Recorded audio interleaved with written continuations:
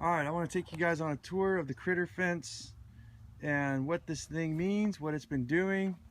If we take a look at my landscape here, it finally rained, so we're starting to get some plants growing, but there's virtually almost nothing for the squirrels and rabbits, the wild ones, to eat out here. So they'll eat basically anything. So this summer, while everything was dead, and you can see there, I have had no issues with them coming into my garden. Here's a little example right here. I think it was right in here. We can move these leaves out. So basically what I had, we saw little scratch marks. So, and there was another one right here. So they attempted to get into the fence. But what I did in the design of this fence is we put some heavier gauge steel here, ran this fence down about 6 inches below the dirt. And we also did chicken wire on there because we're planning on getting chickens. But that's also to keep from this heavy space here from squirrels entering. So basically what they did is they came in and they tried to dig. And what the name of the game here was is not only did we go 6 inches down below, we also went about 6 inches out. So what's happening is these animals aren't smart enough to get in there and dig a few inches away. They start digging right at the base. And when they get down far enough, they end up clawing the wire, and to no avail, they're not entering. So that's the trick with that there. Now the deal with this black fence here is that what it is the Great Wall of China, I'm calling it. And this surrounds, from the other side of the garden, like almost a perfect horseshoe, but not quite perfect. But it goes all the way around. And what this is doing is when the animals come from up the hill or wherever from this fence here, they can see that there's vegetables in there. And if you imagine, if you get down really low like this is what they're seeing, you know. So they come over, and same principle. We went and dug 6 inches down and layered it here. So even if they start digging, which I have seen no tracks of them digging into this fence, they only dug where they can actually see. So basically what they're doing is they're coming in here and they're circling around this black fence, and they're trying to find a way to get in, but they can't see anything. And to them, this wall is really, really high. And yeah, if they can't see it, they don't know where to enter. They can probably smell it.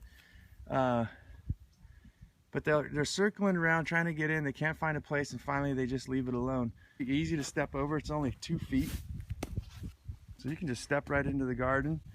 It would make it a little difficult, I would say, using a wheelbarrow. So what we did is we took that section right there and cut the wires. We can go take a look. We went and made ourselves a gate that just lays down, but it was placed, same thing, 6 inches down, same principle. It's just, but we made a lap here so the thing's loose, and then we just tied it with these salvaged little pieces of rope. But these can easily be pulled off, and this whole thing will lay down, and then we have access to bring in a wheelbarrow. Let's take you guys on a quick tour then. Here's the fencing that goes around. And it goes around that side there. I think when if you were going to do a large scale, I think what I would do is rent a what do you call it? A trencher? I think it's a trencher. They're not that much money. I think like 60 bucks for half a day. I hand dug this one, and the mother helped me. But we dug down about 6 inches and just made a pit, hammered these guys in, and with a heavy sledgehammer, and then we went and backfilled it.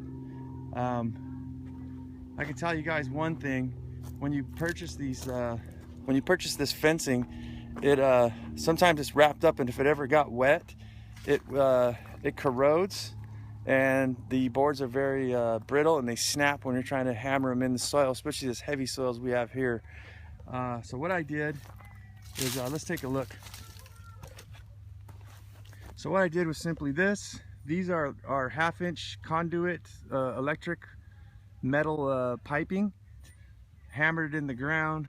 You can see there at how it's bent. Just took a sledgehammer, hammered that down, and then took some wiring, because this is one of them that was rotten. You can see a little mold on there, and I just wired them together, and that helped out with supporting this. I even had some that were completely missing. Also, another thing I did with the fencing is I took some wiring, some baling wire, and wrapped it, stabbed it through the holes, as you can see there, ran it through, and just sort of cinched the fence, and that's how I got it nice and taut like this. Otherwise it gets real droopy. We've had heavy winds. I've had 45-mile winds here actually the other day, and as you can see, it's not too torn up. It's not too shabby at all. We ain't gonna make no Martha Stewart garden or Sunset Garden books, but hey, we just poor farmers, and we're utilizing what we got. So that's the black fencing there, and then you can see, let's take a look. That just takes a whole run down there.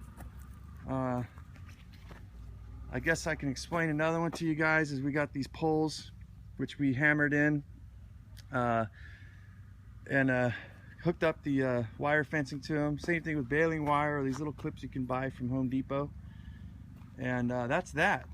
I did have a question of someone was asking me, how is it that the squirrels haven't climbed up the chicken wire fence? And I don't know. I'm guessing it's just, you know, it's not good for their claws or anything. Maybe they just can't grip it, or they're too scared. I don't know, but we've had zero problems. And I think I took a picture I'll put in this video. I got rabbit poop.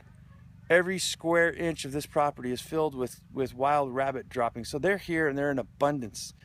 I do leave my front gates fences open for the coyotes to come in and just sort of balance everything out.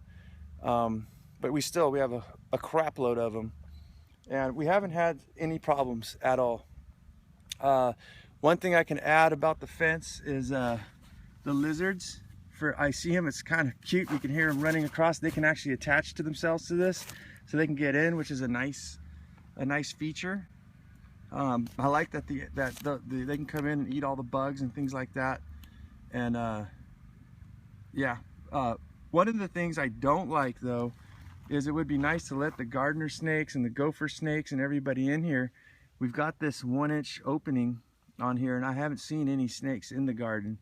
Those gopher snakes will definitely keep down the gophers. It's nice to have nature to be able to come in and come out and work with it, but in this situation with so many squirrels, rabbits, and gophers, it's almost impossible. The garden's been built since March of 2016, and I haven't really had very many problems with it. I think another one I want to point out to you guys is that the wooden posts are on the inside.